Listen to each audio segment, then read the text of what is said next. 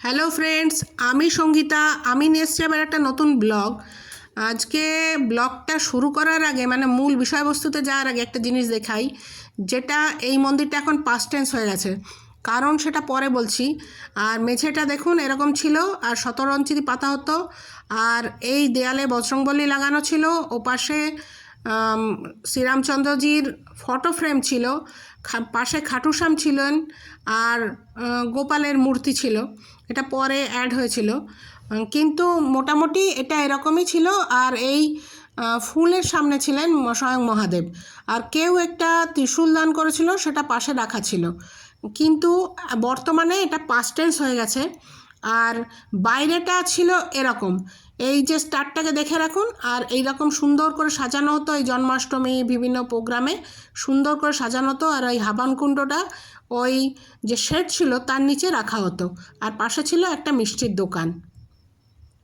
আর এটা হচ্ছে ওই হিরোশিমা নাগাসাকিতে বোম পড়লে যেরকম অবস্থা হয়েছিল শুনেছি বিভিন্ন গল্পতে, সেই রকম অবস্থা এইখানটাই। ওই এতক্ষণ ধরে যা বললাম সেটা ছিল, এখন সেটা অতীত।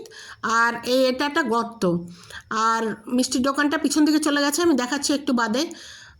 আমাদের কলকাতা হলে এটা কোনোভাবেই সম্ভব হতো না। হয়তো বিশাল যান প্রাণ দিয়ে সবাই মন্দিরটাকে অন্তত রক্ষা করার চেষ্টা করতো।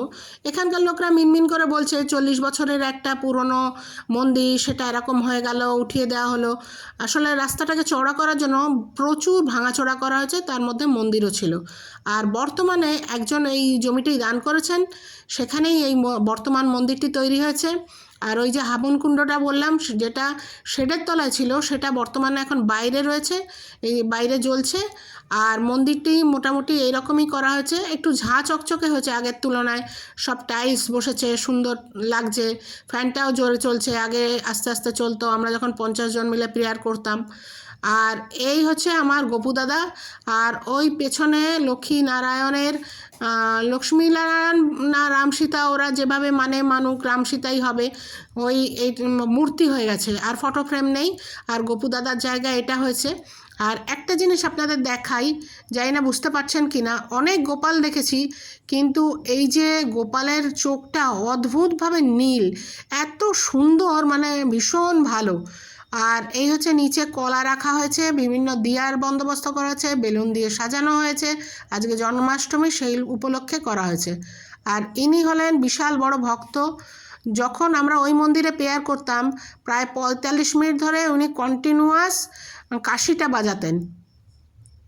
তো যখন আমি মন্দিরে ঢুকলাম তখন অন্ধকার ছিল, ইনি তারপরে আসার পরে সাথে সাথে লাইটটা জ্বলে উঠল। সত্যিকারের বোধহয় ভক্ত এরকমই হয়, জানি না, এটা একটা আমার অনুমান। উনি আসার সাথে সাথে লাইট জ্বলে উঠলো, আর পরিষ্কার সবাইকে দেখা যাচ্ছে।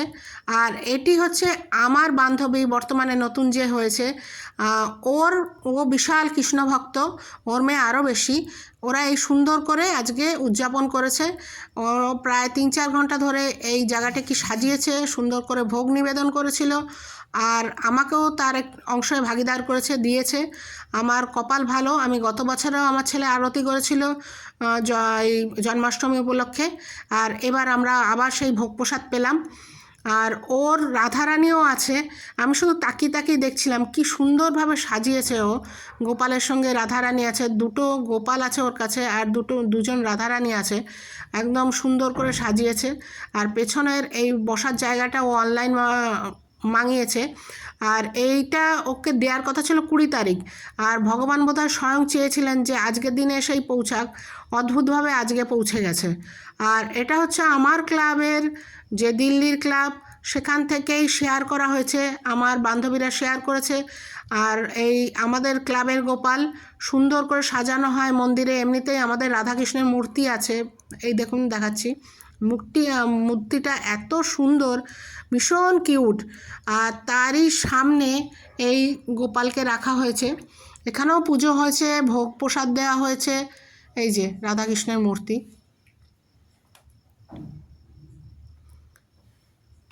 আর এই আমাদের ঝোলানোর বন্দোবস্ত করা হয়।